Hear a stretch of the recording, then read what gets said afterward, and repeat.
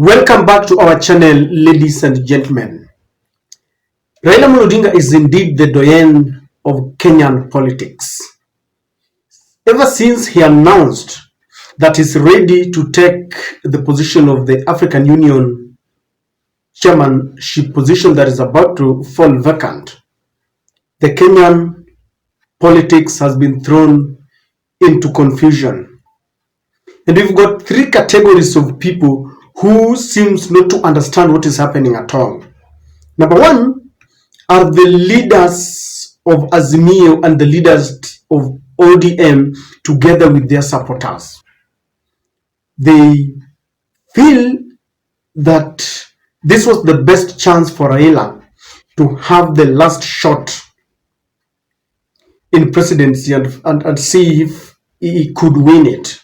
And they are not very happy, I can assure you, that Raila is exiting the Kenyan politics, because if he wins, he will relinquish his position as the leader of Azimio, maybe leader of ODM. He will be a de facto leader, but the policies of AU as a chairman, you desist from active politics. So they are not very happy. That is the first category. The second category are the ODM rebels, people like Kudoyo from Nyanza. They are very happy because now with the exit of Raila, they feel that they will try and consolidate that support base for William Samoei Ruto, because someone was arguing that it is not automatic that Kalonzo, because Kalonzo has been fronted in the public courts of the public opinion, that he's the one to take over the mantle. But people like Kudoyo and those other rebels believe that they can give Kalonzo a run for his money and get a chunk of the support base to William Samoei Ruto. So that is the second category. The third category are the Raila opponents, the real opponents, or do I call them competitors? The opposition. They are equally confused. If you listen to them on social media, you'd wonder where they stand. But one thing that really shocked me is the manner in which the opponents are now supporting Raila's bid. People who have never supported Raila Odinga. I want you to listen, or let us look at what this Itumbi is saying. Itumbi is saying that may Raila Odinga succeed in his ambition to be the president of Africa. Kenya supports him. I support him too. The generational political takeover begins in Nyanza. That tells you the intention. Maybe youthful people of Nyanza, led by Ray Omolo. You understand who he starts with? Ray Omolo, Honorable David Uching, Honorable Babu Owino, Honorable Robert Alai, and my friend Oduor Eric, among others, succeeds in claiming their position without delay. Political leadership is not given, it is taken.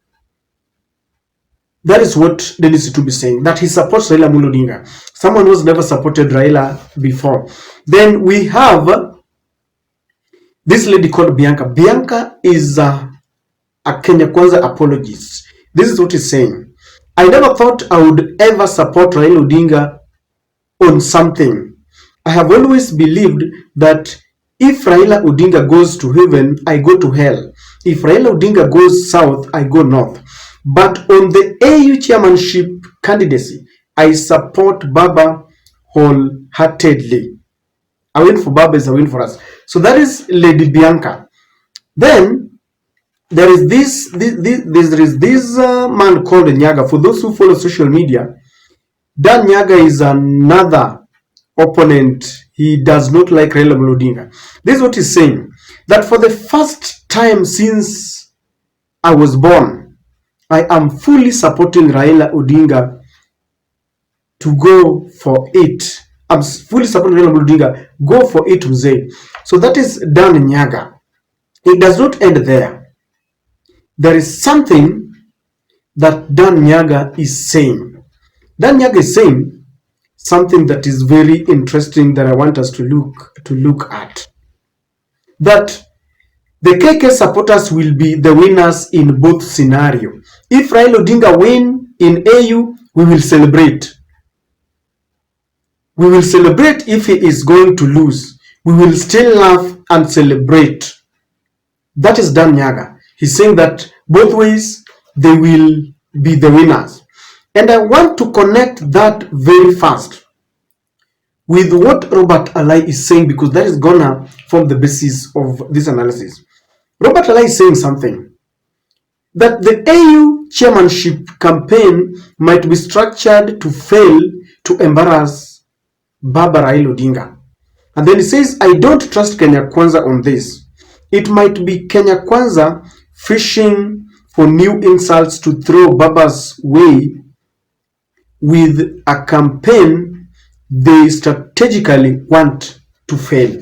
So that is Robert Alai. And Robert Alai is trying to corroborate whatever is saying, that when Uhuru campaigned for Amina Mohammed to be AU chair, knowing very well that he just wanted her off the foreign affairs docket. He's saying that is what Uhuru did to Amina Mohammed. And then finally, because people we will start questioning his loyalty, this is what he ends with. Baba akisema right, we have to move right. Akisema left, we move left. Akisema jump, we ask how high. Ladies and gentlemen, that is the situation in the country. I have just compiled just a few. Of course, Francis Atwoli too held a press conference and saying that Kotu is fully behind Raila's bid to win. Azimio also released a statement that they are fully behind Raila Amolo Odinga. And I know that Kalonzo Musyoka is a very happy man wherever he is, but I can assure you that there is going to be confusion now. I know that Azimio is structured. But ladies and gentlemen, I want us to pick those two tweets from Nyaga, who is saying that both ways they will still celebrate. If Raila wins, they will celebrate because Raila will be exiting the local politics for them.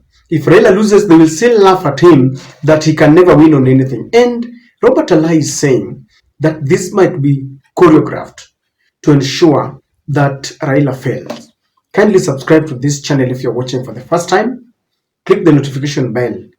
You can also give us support by giving this video thumbs up and sharing our videos. All those who support the channel, thank you very much. Ladies and gentlemen, there are three things that people are looking at, because William Ruto is not trustworthy. According to the ODM and Azimio supporters, they feel that William Ruto can never be trusted. He will tell you something today, tomorrow he will change. And the kind of relationship that is between the two, one wonders whether William Ruto is serious, because anytime a candidate wants to vie for such a prestigious position, it is the responsibility of the whole country to have their weight behind him or her. Already Musalia Mudavadi is making a Kenyan position, is making a case that it is time for East Africa. And indeed, he's trying to campaign for Raila Amolo Odinga, if you ask me, because he is there to represent William Samoei Ruto. But there are three things that make others cast aspersion. Number one, they are saying that Ruto might not help Raila so much, even if he wanted to, because they say that in terms of network in Africa and by extension in the world, Raila has enough network, because Raila has been in the Kenyan politics for long. He was once a minister under the Kibaki government, roads minister, roads and housing. He became a prime minister after winning, and I still say this with a lot of authority, if you ask me, without any fear of blinking, that in 2007 Raila won and he became a prime minister. So with that network, people feel that Ruto is just a new kid on the block, and his network cannot be compared to that of Raila. So even if he wanted, he might not help Raila so much. They are also saying that when William Ruto entered into the African politics, alikuja na kiherehere. He was full of himself. And people like Museveni, people have been there before, do not like him because his dalliance with the international community is one that other African leaders do not like. He is accepting everything that is coming from the international community, especially USA and UK. Already you can see that he's battling some cases in court, taking 1,000 soldiers to Haiti and all that, accepting GMO and LGBTQ. So people feel that Ruto's character has really made him rub shoulders in a very bad way, very negative way with other leaders. So even if he goes to campaign for Raila Amolo Odinga, he might not help him so much. And that Raila's saving grace will be his network, his personal connection with the other leaders. That is one thing about William Ruto. They are also saying that they are reading malice, that William Ruto might not be very happy.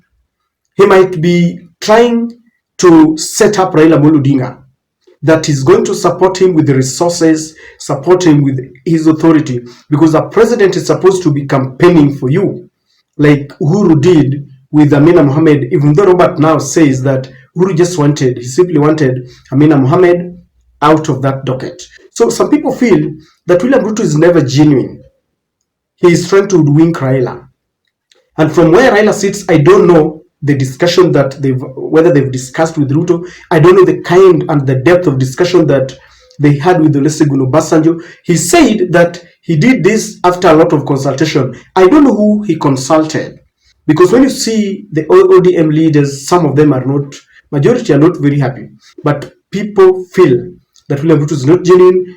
Raila is a staunch and a very experienced politician.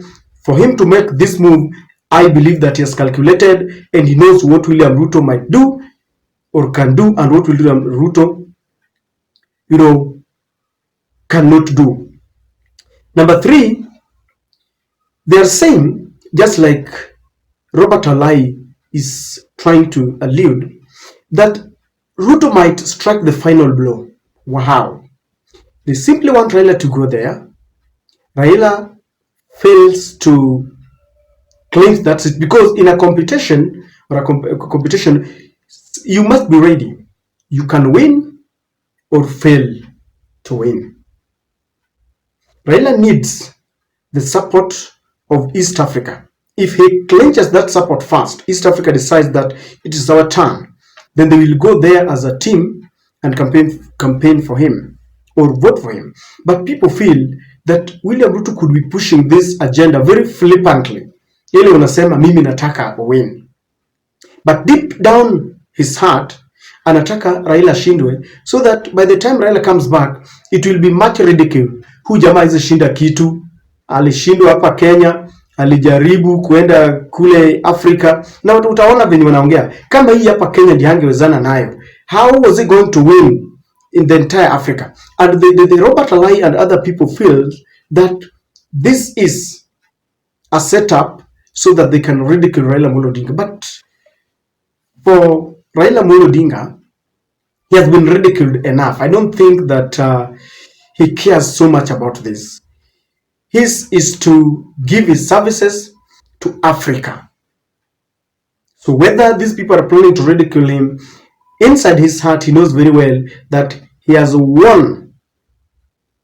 He won in 2007, 2013, 2017, 2022, and he still, because of magnanimity, allowed them to take it. So to him, I don't think it is a matter of life and death.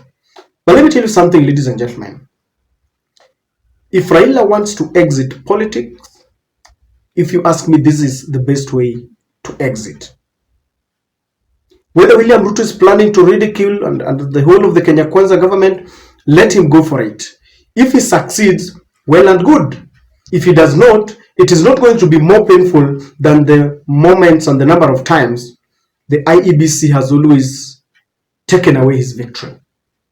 And my position, if you ask me, let Raila go for it. And I know it's a divided opinion. And I'm not saying that he should go there because William Ruto wants him to go. I'm just saying that he should go there because there are powers that will always wrestle Raila's bid to win Kenyan presidency. You know, Meg Whitman and the entire US and the international community, the IEBC and the Supreme Court. These are people who will be very happy if Raila is out of the picture. So I'm not saying that he goes there because William Ruto wants it.